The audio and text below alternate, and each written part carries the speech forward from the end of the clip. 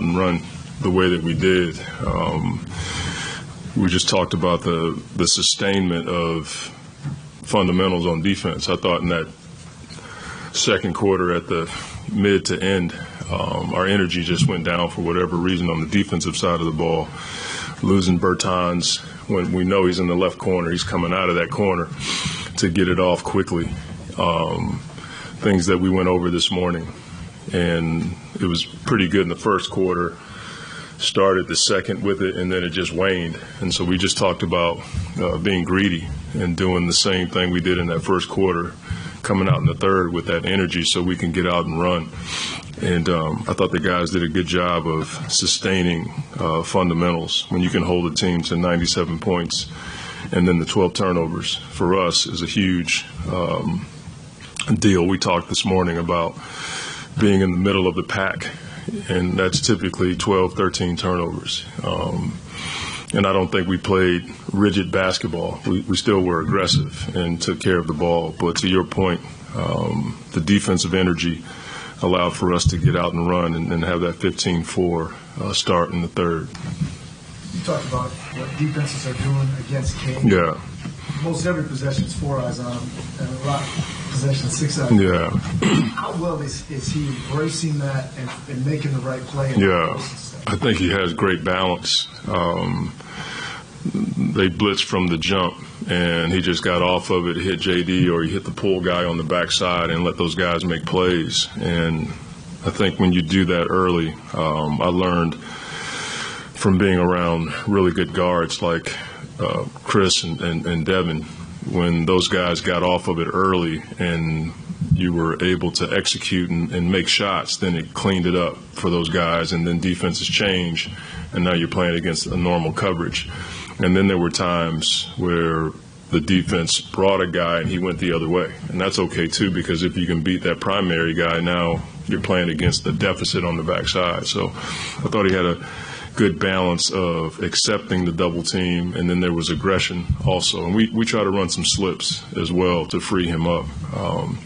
And then down the stretch, he and I were talking about their coverage is changing. They went from blitz to switch, and then that changes your play calls and spacing. And we were just talking about walking the game down from an offensive perspective. And I thought he did a good job of just being in sync with me, trying to figure out what they were doing on the fly so it didn't hold us up. I thought one of the underlying things in this game, Tech's activity, whether rebound, it's phenomenal. Yeah.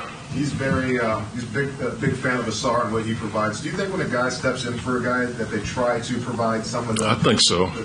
It's like a human nature thing. Even though you won't say it, you probably try to emulate what the guy you're filling in for brings. I thought his defense tonight was phenomenal. I thought the inbounds deflection he got was huge, because it was like 9-10. Their ball, they hit a three, it becomes 7-6, and he gets a deflection steal, and then we go down and I think we score. But his activity, his size, and his instincts to anticipate when to be aggressive and when to be solid. We've just talked about not trying to steal the ball in the backcourt, but other than that, I like his instincts, because he's not going for mindless steals. And sometimes when you go for steals you can't get, you put everybody else in a bad spot. He was just really active tonight. I love the deflections. I love his defense on their primary guys. He doesn't back down from any matchup, and he's pretty aggressive on the defensive side of the ball.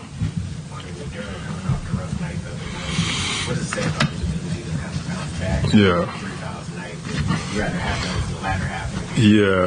I mean, the ones that hurt him are in the first quarter, and it's typically the ones that are not a rim protection play or, guarding a bigger guy, and you just happen to foul him in a one-on-one situation where he just reaches because we gave up a blow-by, and then he reaches. Those are the ones that hurt. I thought tonight, and even Coach Randall said it to him in pregame, don't get yourself in those kinds of positions. So he had the mental stamina to just be solid early, and then to bounce back from the game he had the other day. I know he's a prideful player.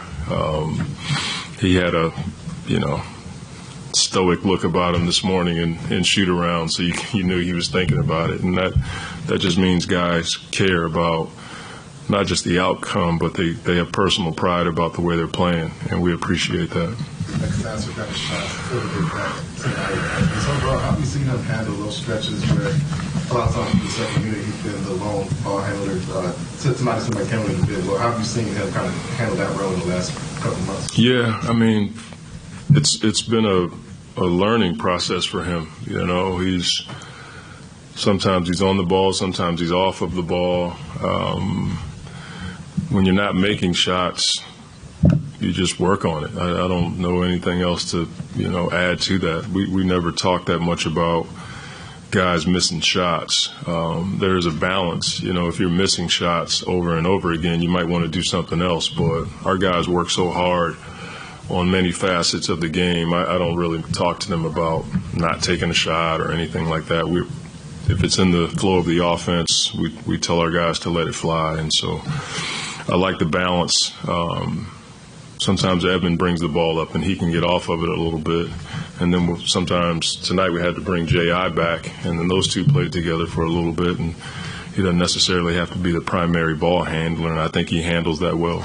And with that, I think this is the first time Sass and Brian's gotten work together since the trade. What do you hope to see from that pairing in the backcourt? In the first round, still getting this touchdown. Yeah, just consistency, and that, any second group you want them to maintain or increase. It doesn't necessarily mean those guys have to score every time down the floor, even though they can score. We just want to see that group be consistent, get stops, get out and play in jailbreak for us. But that, they've only played together for a few games, so it's going to take a minute to figure out what packages they can run together. And then once we get a SAR back, then we'll have a more steady rotation, and then I think we can line up a package for those guys to run, but it's all a work in progress. You talked about the work that James Blackman was putting in after practice. Yeah. In the fourth quarter, had finished the game with 10 and 9. Seemed like he was really aggressive in keeping that momentum going. Just how pleased were you with his production tonight? I think he's, I said it, I think it was pregame, talking about Wise. His approach is tremendous, and I think that allows for him to have these kinds of nights. If he was a guy that was emotionally unstable, I think it'd be tough for him to be ready for these moments, because he didn't get the consistent minutes earlier this season, but he stayed after it. He stayed with it, with his work, with Coach Mark Bryant. And so now you're starting to see some of that work pay off for him. It takes a lot of mental toughness and fortitude for a guy to, go through what he's been through, not play consistent minutes, and hang in there. And he's done a really good job of that, and we're pleased with the production that he's putting forth on the floor. All right, thank you.